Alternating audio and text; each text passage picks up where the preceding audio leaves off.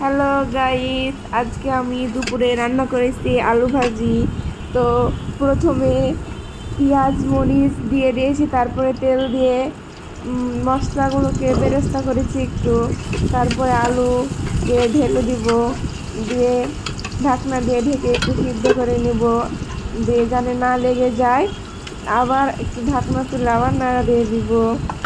তো গাইস, আজকে আমাদের দুপুরে আলু ভাজি গরুর বট রান্না হয়েছে। আহ,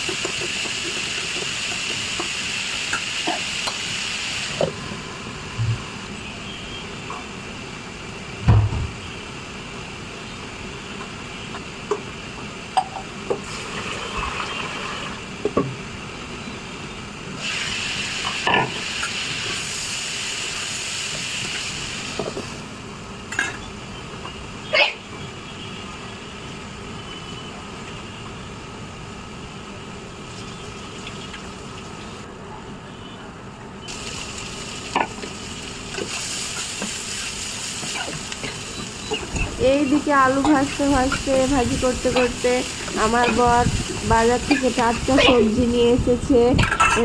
আলু ভাজতে ভাজতে একদিকে আলু ভাজি দিয়ে অন্যদিকে ওগুলো কাটা বাছা করে ফ্রিজে তুলে রাখছি। তো সবজি নিয়ে এসছে আলু, পটল,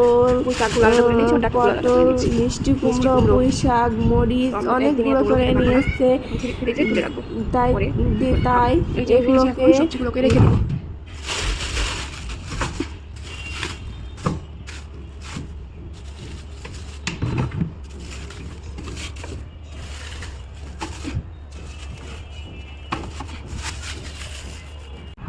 কি এটা? গরুর বট। গরুর বট। এটা মিষ্টি কুমড়ার বীজ ভাজি, এটা আলু ভাজি। ময়না জানে আমি গরুর খাই না, বট খাই না, তাই ওগুলো রান্না করছি। ওই আমার জ্বালাইতে খুব পছন্দ করে।